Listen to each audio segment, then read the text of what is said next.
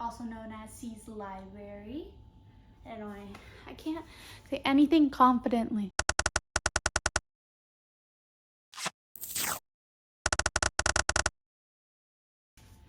Hello, my name is Sierra, also known as C's Library. You can call me Sierra or C. This is my first BookTube video, so I'm so excited to have you guys here.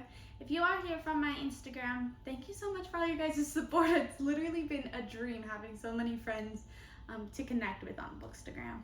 And if you're not, you can follow me on Instagram at C's.library. I'm also under Threads under the same username. I use it kind of like a Twitter. So yeah, let's get right into the video. Today I'm just going to be doing a little about me, show you some books I really connected with, what my upcoming TBRs, and just different little facts about me so you can get to know me and we can be friends. So let's talk about the basics about me. I am an editor-in-chief for a local nonprofit where we talk about self-love, self-care, sustainability, and earth environment issues. I love strawberries. I like Disney. Specific characters include Stitch, Baymax, Rapunzel, lots of other ones. Let's see, I have a boyfriend almost of 3 years now in November. He's the love of my life. I love playing cozy games, things like Stardew Valley, Animal Crossing, Disney Dreamlight Valley, Ooblets, Minecraft. A little about me bookish-wise is I love fantasy. I love nonfiction that's focused on nature. I am not a fan of anything dark. I like drama-focused, like regular fiction, general fiction, fantasy, some nonfiction, poetry. I like a lot of variety of things, and I'm always down to try new series and books, but those are my main ones. I prefer hardcovers to softcovers, but a while back it was completely the opposite and I didn't like hardcovers. If it's between a cheaper softcover and a more expensive hardcover, I'd probably choose a softcover because to me it's just a part of a collection. It doesn't really matter which one it is, but when it comes to annotating, I feel like they hold up better in hardcovers, so I do prefer to get them for ones that I know I'm going to be writing in a lot. So let's talk about books that I like. I'm going to start with poetry, and then I'll go to nonfiction, then I'll go to fiction. So for poetry, I have 3 main poets that are my favorite.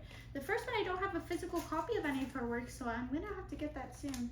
But my favorite poet is Emily Dickinson. I love her writing. And then my second favorite poet would be William Butler Yeats. He's just so good at what he does. And I just recently got a new copy of his poems that I'm gonna read through. And then it would be Shakespeare, even though he stole most of his works. I just think the plays are super fascinating. And so yeah, those are my favorite poets. And for modern poetry, here are 3 poets that I enjoyed and read. Night Sky with Exit Wounds by Ocean Vuong. Brute by Emily Scaja. I may be wrong on the pronunciation, but Brute by Emily Scaja. And Still Life with 2 Dead Peacock Girls by Diane Seuss. In terms of nonfiction or nonfiction-based works, my favorite books include The Language of Trees by Katie Holton. It is an anthology of poetry and studies and all other sorts of things.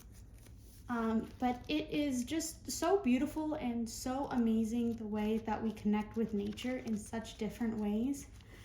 This book was really outstanding and I never want to stop talking about this one. How to Give Up Plastic by Will McCollum. As part of the nonprofit that works towards sustainability, this book really helped show me some better methods to protecting our world. And basically any works by Brianna Weist, including When You Are Ready, This Is How You Heal, and 101 Essays That Will Change the Way You Think. So I read the 101 Essays That Will Change the Way You Think when I was a lot younger, and it really helped clarify my mind to a lot of things. I was on vacation and it really did change the way I think about things. I found myself enjoying my vacation a lot more because I had learned so much about myself and taking it easy and enjoying time as it comes by instead of stressing about it. The book, This Is How You Heal by Brianna Weiss, was really helpful to me in just trying to recognize the things that are holding me back in life because I haven't gotten over it. So this one was very healing to me. And then on to fiction, which is clearly my favorite form of reading. There are some series I don't have here to show you, such as Throne of Glass series is absolutely one of my favorites. I just finished it. The Powerless series, I have a lot of notes on the Powerless series. You can see all my sticky notes here. So I did really like the Powerless series. I know a lot of people think it's not super unique, but I felt like it had a lot of unique features to it that made it special. Lonely Castle in the Mirror is an adolescent book about loneliness and society and finding your place in the world. And I really liked this one. It was one of my favorite reads this year of 2024. So this one is obviously one of my favorites. These Hollow Vows and These Twisted Bonds is the duology that really got me back into reading after a long break of me not reading very often. This duology is just so fantastical, and it has a lot of the elements a lot of other fantasy stories have right now about an assassin or a sneaky a female character, but this really did connect with me and loop me into where I felt like I was part of the magic. So I really like this series. Let's talk about my hopefuls. So for October hopefuls, I have 4 main hopefuls. Though I might get some more, these are the ones that I am most excited to read this month. A Kingdom Is Cursed and Empty. I read the first one a few months ago when I had Kindle Unlimited. I stopped having Kindle Unlimited. I bought it again this month. So I'm excited to finally get to this because I left on such a good cliffhanger from the first one. So I am super enthused about finally getting to read this one. My second hopeful is Howl's Moving Castle because I feel like that's such a cozy read. I love the movie, so I'm really excited to get to read this one and see what it was based off of. This one looks so cute. I got it from a little free library. The next hopeful is The Spell Shop, which I'm doing as a buddy read with one of my closest BookTuber friends, so I'm really excited for this one. I think it's gonna be a really cozy autumn read for me. This one I got from a local bookstore here. You can see it on the tag here. It's a Buffy's Best Buy because it's by a bookstore owned by this cute little dog named Buffy. Buffy's Book Boutique, and so I just got this last weekend and I'm excited to read it. It looks so cozy. And then my final read for this month, final hopeful for this month, is The 13th Child, which seemed really interesting and also Halloween vibes, so I'm gonna give it a try. I'm excited for this one. I just got it, so yeah, those are my 4 hopefuls for this month. Let's get a closer look at my bookshelf. So as you can see, here's where I keep most of my series. This section right here, I keep for borrows. So I borrowed each of those 4 books from my brother's girlfriend. So those are my books to return. And then over here, these are my boyfriend's books, so he stores them there. And then here are some hardcovers. Keep little knickknacks around that I like. These are my next TBR area. So all of these are ones I haven't read yet, but I'm excited to read. Down here, it is mostly books I have read. They are mixed up between them. Some of them are fiction, some of them are not, etc. We have some poetry, some folklore, some nonfiction, lots of different things down here. And that's about it for my bookshelf. It's got lots of different sections. I only have 1 bookshelf, so it looks a little cluttered. I'll hopefully get another one so I can put a little bit more space between them. I'm also a book journaler, so for that I like to journal and review all of the books I've read, keep track of the books I'm reading, and all of that fun stuff. And you'll see a lot of content about book journaling on my feed, I'm sure.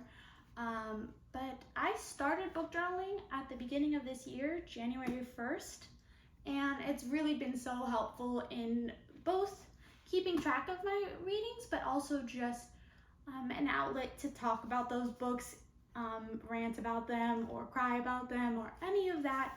So I've used book journaling as a very good therapy from all these books. This is my first book journal, and you can see they're pretty thick after I've finished them, but I have lots of different reviews in here. This was my second book journal.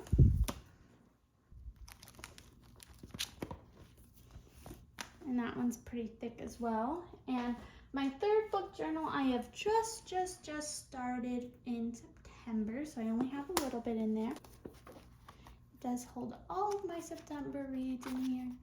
And then it goes to my October, which is just started. And then this lovely journal will be my 2025 journal, which you will hopefully join me in going through, and you can see all the fun stuff to make for your own book journal. I really hope you try out book journaling sometime. I'm going to be doing a series of YouTube videos about setting up your 2025 book journal, the first video will come out next week, so stay tuned for that. And you can see my slowly step-by-step way of getting a 2025 book journal together so that you're all set up for the year. You can expect to see a lot of book journaling on this page. You can expect to see a lot of reviews, just different bookish content, probably a lot of bookish crafts. I like doing fun crafts. And that's it. Thank you so much for joining me for my first YouTube video. This was really fun to make. Also a little stressful. I hate talking by myself. But I hope you liked it, and send me a message on Instagram or in the comments if you want to be friends, because I'm always looking to connect with people about these things. Literally, if you talk to me about your favorite book, I'm going to be happy. So yeah, that's about it, and I hope you stick around and see my next upcoming videos of book journaling for 2025. Goodbye! You can find me on Instagram at C's Library, or on book threads, or I'm gonna restart again.